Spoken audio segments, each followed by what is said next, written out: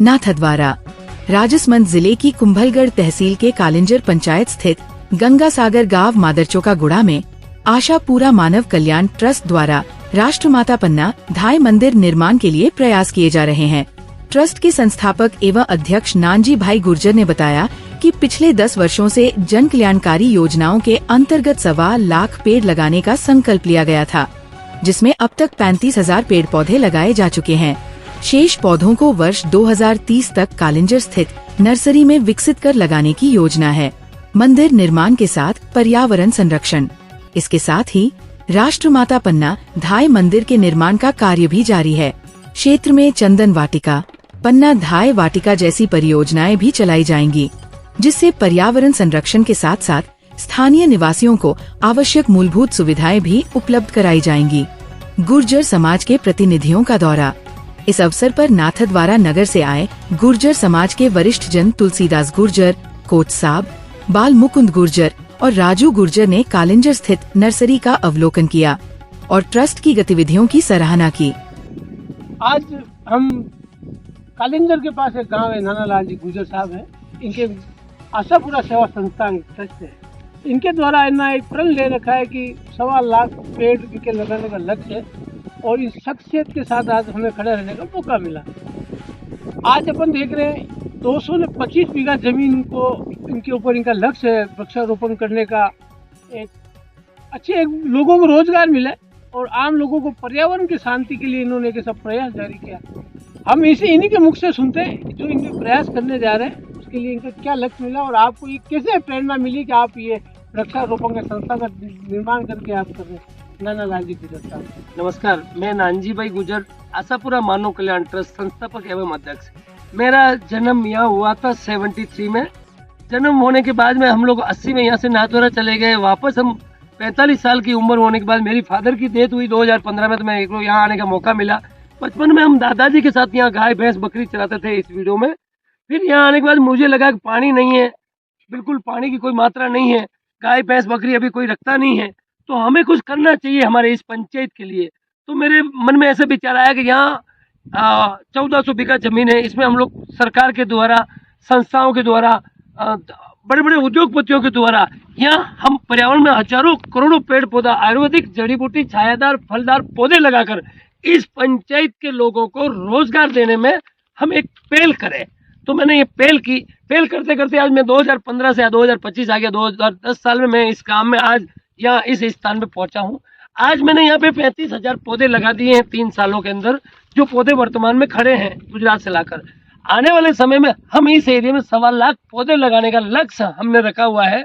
कब तक लगेगा वो समाज, सरकार और संस्थाओं की कैसे हमें हेल्प मिलेगी, कैसे ये समस्त ग्रामवासी हमारे साथ इस काम में कंधे से कंधा मिला के जुड़ेंगे, उसके आधार पर इस गांव का, इस पंचायत का भविष्य तय होगा।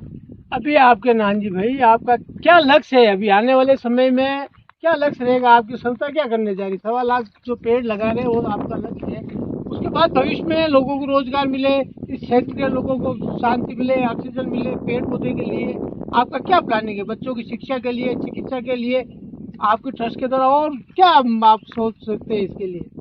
हमारा विचार है कि हम आने वाले 2030 तक हमें ये पौधा लगाने का लक्ष्य हमारा पूरा हो जाए। और पौधा लगाने का लक्ष्य यही मात्र है कि यहाँ के लोगों को करीबन 3500 लोग हैं यहाँ पे वोटर है, उसमें से 300 साढ़े 300 लोगों को अमर रोजगार मिले। 365 दिन उनको किसी न किसी तरह से काम मिले, सरकार के द्वारा, संस्थाओं के द्वारा और बड़े बड़े लोगों के द्वारा कुछ न कुछ सहयोग मिले। और यहाँ की शिक्षा, संस्कार, पर्यावरण, रोजगार और विकास में हमारी पंचायत 2030 तक इस मेवाड़ क्षेत्रफल राजस्थान राजसमंद डिस्ट्रिक्ट के अंदर एक अच्छा मकाम हासिल करे और यहाँ पे मंत्री, संतरी, प्रधानमंत्री, गृह मंत्री सभी लोग यहाँ तक इस स्थान के नाम से यहाँ तक पहुँचे और इस काम को और इस कुंभलगढ़ क्षेत्रफल को मजबूत करने में सहयोग करे हमारा। अभी वर्तमान समय में कितने पौधे आपके तैयार है या पीने के लिए पानी की क्या व्यवस्था है? कितने लेबर आपके काम करिए? राज्य सरकार के द्वारा या फिर जिला प्रशासन के द्वारा आपको क्या सुविधाएं मिल रही है? थोड़ा उसके भी आप प्रकाश डालें। सुविधा अभी तक हमें एक मनरेगा के, नरेगा के सिवाय किसी भी तरह की सुविधा ना हमें सरकार के द्वारा मुहैया हुई है, ना हमें मिली है, ना हमारे को पंचायत के द्वारा कोई सुविधा हमें मिली है। एक टाँकी की कुछ बात हो रही, बाकी हमारे को यहाँ पे कुएं चाहिए, चारों बाजू 4 कुएं चाहिए। जो कुएं के अंदर पानी रहता है, ये नाले हैं जो ये सिकलवास में जा रहे हैं, इसमें पानी है, अभी भी पानी है नीचे 50 फीट पे। तो अगर इस नाले में इधर अगर 4 कोने पे अगर 4 कुएं खोद के हमें सरकार देती है, तो हम यहाँ पे 1 लाख पौधे या 50,000 पौधे लगाने में और उनको बड़ा करने में हम सफल हो सकते हैं। एक तालाब है यहाँ पे, गंगा सागर तालाब, ये फूटा हुआ है, ये पानी 3 महीने में पूरा खाली हो जाता है।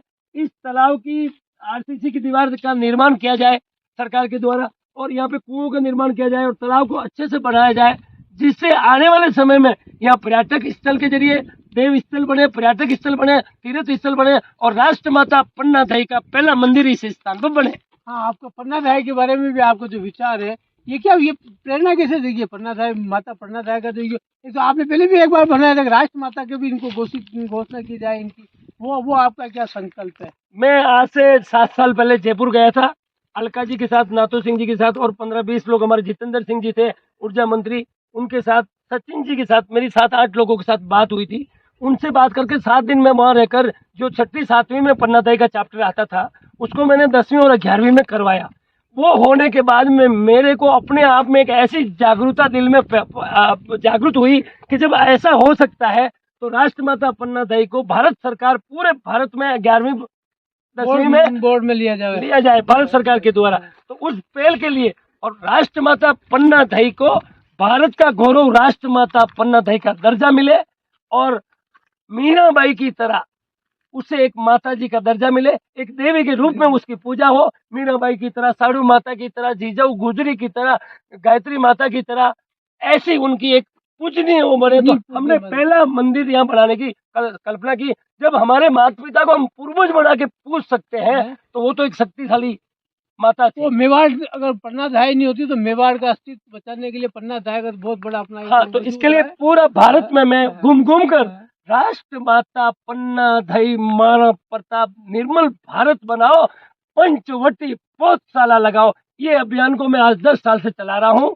और आज मुझे अति खुशी हो रही है कि हमारे श्रीनाथ जी द्वारकाधीश के यहाँ से, श्रीनाथ जी जो हमारे कृष्ण भगवान के सबसे बड़ी 7 ध्वजा के मालिक हैं, उनके ग्वाला परिवार, उनके वृद्धवासी परिवार आज हमारे के साहब पत्रकार साहब मंदिर मंडल से, हमारे गुरुदेव हैं जो तुलसीदास जी कोच साहब हैं जो उम्र में, हमारे राजू भाई साहब हैं, हमारे प्रिय बड़े भाई बालू भाई साहब हैं, हमारे साथ में इस गांव के, इसी जन्मभूमि के मेरे अपने बड़े भाई चतर सिंह जी जो यहाँ के ठाकुर साहब के नाम से जाने जाते हैं और यहाँ के मोतवीर है, जहाँ किसी भी समाज में झगड़ा होता